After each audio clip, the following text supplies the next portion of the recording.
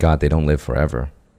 Nobody lives forever. Right, but On a long enough timeline, everyone dies. but that's going to be passed down to when someone is in that position of power or Yes. certain opportunities to build wealth, and that person goes, they're gonna pass the baton To someone's a little more educated, younger, and may take that baton and melt it down and make something different.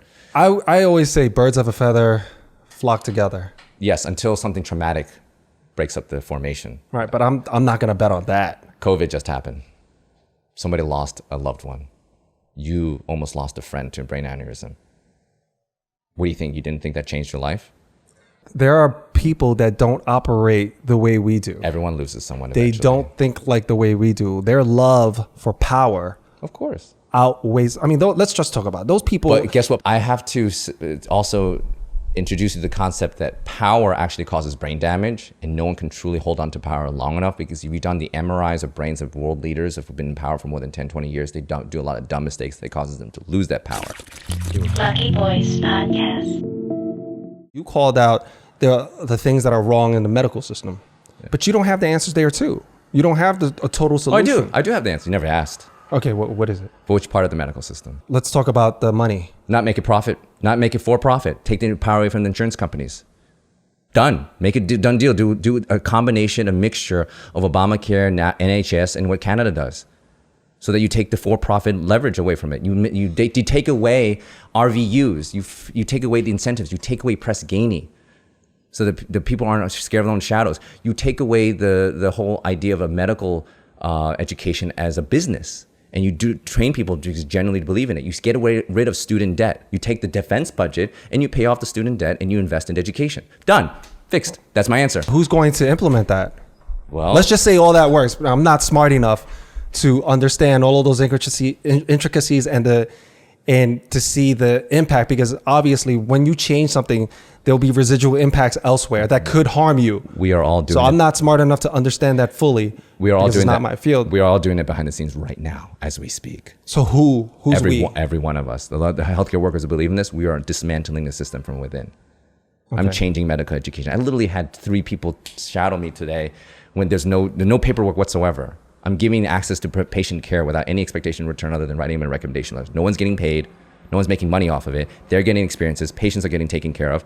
I have people to help me out. It was win-win. But do you think what you suggested could really come true Yeah. within your lifetime? Yes. I don't, So these people would just be okay with we're doing it right now. losing their money, and And there's insurance companies? a lot of groups. And this is like very viable. It's scalable. This is. Yeah, it's doing that. It takes a long time to dismantle a system that took a Right. long time to create. For But it's sure. happening. Yeah, of course. You see it happening can't within make 30, 40, 50, within your lifetime. It's just like your flu question. It all Right. depends. If enough people wear masks in the wintertime, we can prevent flu. We can actually get rid of flu forever. If everyone gets vaccinated enough, we can get rid of COVID forever, like we did with smallpox. It all depends. So what is it going to take in that analogy to cross over into this? It takes all of our generation to grow up and get the positions of power enough to be able to change it from within, which is happening right now as we speak. Like, I'm getting more influence than I did 2 years ago. And that was faster than I expected. I didn't expect to get to where I am right now, Right. in the position that I am being on this podcast until 10 Right. years from now. So if anything, we're just like, wow, this is happening a little sooner than we expected. We knew lawyer wasn't never our destiny, Yeah. but we got sick and tired of sitting on the sidelines. I mean, prior to this being on the news, if you remember when the attacks occurred, nobody was talking about it except for people in the Asian community. This wasn't being publicized at all. I was talking about it a lot. Except for people in the Asian community. Yeah. But this wasn't mainstream news. They didn't have Congress. They didn't have political attention. They didn't have the news Hashtag channels, Stop Asian Hate. hashtags. It was more like, oh, let's sweep this under the rug. No, this is bullshit. And I remember some people were even saying this was just a distraction from Black Lives Matter. If 11 Madison Park now has a vegan plant-based menu, it is possible. It's done. It's being done right now. This young dude who somehow came out of nowhere. He's not, one of the old school chefs. Came out of nowhere, became #1 after 4 or 5 years with 11 Madison Park for some funding from the guy who believed in him. All of him says, "I want to be plant-based," and the guy who funded him was like, "You did get me #1."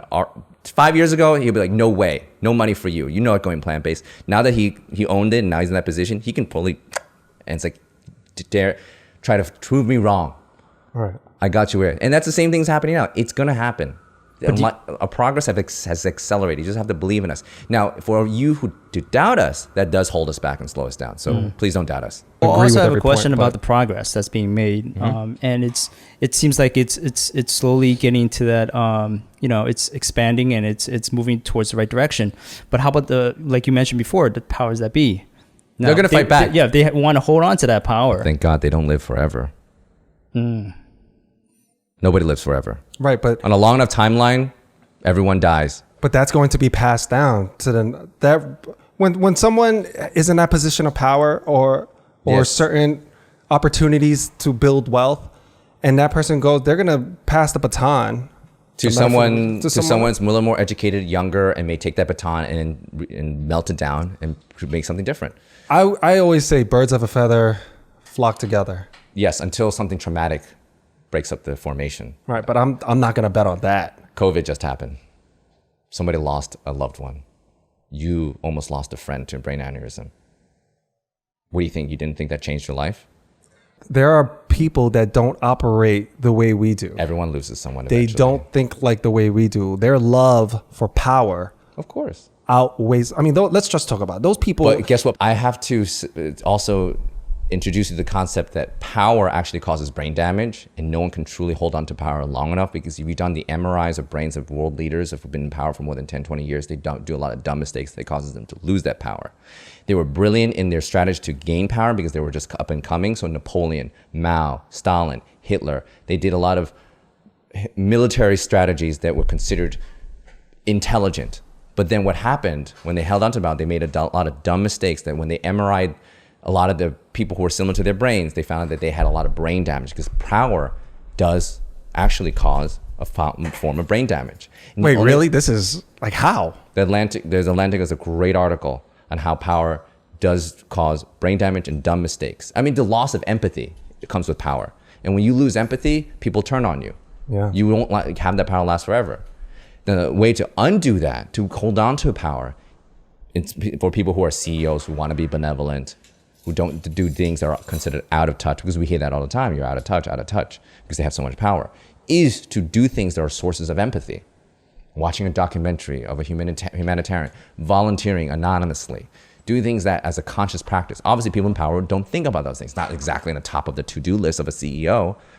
But I know this now. And if I know this as some dude that just surfs the internet and like plays Star Wars video games while I was growing up, who lost a bet to become a doctor. Like I have to believe that some, CEOs that they passed it down to are reading this too, and it's like, you know what? I'm not going to make the same mistakes you did. I want to leave a world a better place. Okay. Power, and also if they were to hold on to power with ignoring all this, they will eventually lose it, because being in power too long, you lose empathy, you're out of touch. The world will turn on you. So is it one of those sayings like if you live long enough, you'll see yourself become the bad guy? If you either die the hero, you live long enough to see you see yourself as a villain. So the people who are truly good will step down, or they run out their course and they give it to the next person. There are plenty of great leaders out there.